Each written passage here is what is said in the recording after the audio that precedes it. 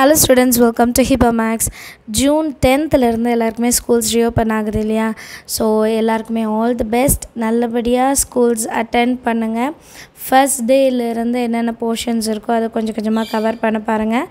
And மொத்தமாக எடுத்து வச்சிட்டோன்னா அது ரொம்ப நமக்கு பர்டன் ஆகும். ஸோ டே 1லேருந்து என்றைக்குமே உங்கள் ப்ரிப்பரேஷனை ஸ்டார்ட் பண்ணுங்கள். அதுதான் என்றைக்குமே நல்லது. அது மேக்ஸாக இருந்தாலும் சரி, சயின்ஸாக இருந்தாலும் சரி, சோஷியலாக இருந்தாலும் சரி, உங்கள் பேரண்ட்ஸோட ஹெல்ப் எடுத்துக்கோங்க. ஸோ தட் உங்கள் நோட்ஸ் கம்ப்ளீஷன்லேருந்து ஆன்சர்ஸ் மார்க் பண்ணுறது வரைக்கும் கண்டிப்பாக அவங்க ஹெல்ப் பண்ணுவாங்க. அண்ட் நம்மளை சுற்றி நிறைய பாசிட்டிவான பீப்புள்ஸ் வச்சுக்கோங்க. நெகட்டிவாக இருக்கிற ஃப்ரெண்ட்ஸ், நெகட்டிவாக இருக்கிற சரௌண்டிங்ஸ்லேருந்து கொஞ்சம் தள்ளியே இருங்க. ஏன்னா எப்போவுமே நம்ம நல்லா படிக்கணும், நான் இதை படிச்சுடுவேன் அப்படின்னு நினைக்கும்போது யாராவது நமக்கு நெகட்டிவாக சொன்னால் நமக்கு ரொம்பவே டிஸ்டர்ப் ஆகும். ஸோ அந்த மாதிரி டிஸ்டர்பன்ஸ்லாம் இல்லாமல் நல்லபடியாக இந்த அகடமிக் இயரை நம்ம முடிக்கணும், சரிங்களா? அண்டு நம்ம ஒரு 1 month கேப் கழித்து ஸ்கூல் போகிறோம். ஸோ ஃபஸ்ட் டைம் நிறைய எழுதுகிறோன்னா கை வலிக்கும், எல்லாமே இருக்கும். அதில் அட்ஜஸ்ட் பண்ணிக்கோங்க. அண்ட் உங்கள் ஸ்கூலோட சரௌண்டிங்ஸ், உங்கள் ஸ்கூலோட என்விரான்மெண்ட்டுக்கு ஏற்ற மாதிரி நீங்கள் அடாப்ட் ஆகிக்கோங்க. ஏன் அதை சொல்கிறேன்னா, நிறைய பேர் புது ஸ்கூல் போயிருப்பீங்க, நிறைய பேர் புது கிளாஸ், புது மிஸ்ஸு, புது ஃப்ரெண்ட்ஸு. ஸோ அதெல்லாம் நமக்கு இப்போ ஏற்படக்கூடிய சின்ன சின்ன ஸ்ட்ரெஸ் மாதிரி. எனக்கு இவங்கள பிடிக்கல, அவங்க கேரக்டர் பிடிக்கல, அந்த மாதிரி நிறைய இருக்கும். இந்த ஸ்கூல் பிடிக்கல அப்படிலாம் எதுவுமே இல்லை. எந்த சூழ்நிலையில் நம்ம எங்கே இருந்தாலும் நம்ம தான் இல்லையா? நான் எப்படி இருப்பேனோ அது அப்படியே தான் இருப்பேன். யாருக்காகவும் நம்ம சேஞ்ச் ஆக மாட்டோம், கரெக்டாக? ஸோ நீங்கள் உங்கள் ஸ்டடீஸை ஃபோக்கஸ் பண்ணுங்கள், கான்ஃபிடெண்ட்டாக இருங்க.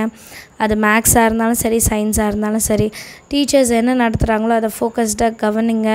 அண்ட் அதில் உங்களுக்கு அந்த ஸ்டடீஸ் மேலே இருக்க இன்ட்ரெஸ்ட் குறையவே கூடாது. நல்லபடியாக அந்த அகாடமிக் இயரை நம்ம முடிக்கணும், சரியா? அண்ட் ஸ்லோ லேர்னர்ஸாக இருக்கவங்க கொஞ்சம் கொஞ்சமாக ஃபர்ஸ்ட்லேருந்தே படிக்க ஆரம்பிச்சிடுங்க. எப்போவுமே அது ஹெல்ப்ஃபுல்லாக இருக்கும். நிறைய வாட்டி ப்ராக்டிஸ் பண்ணி பாருங்கள். டே 1லேருந்தே உங்கள் ஒர்க்கை ஸ்டார்ட் பண்ணிவிடுங்க. ஸோ கம்மியாக படிக்கும் போது நமக்கு ஈஸியாக இருக்கும்.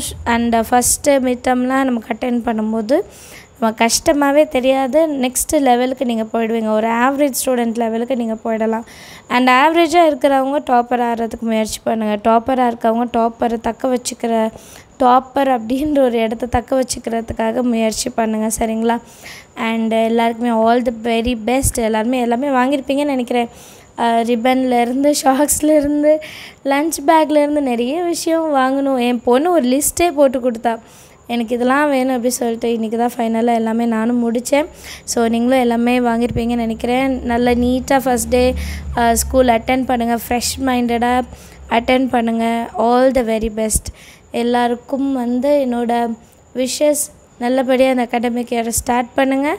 தேங்க்யூ ஸோ மச் ஃபார் வாட்சிங்.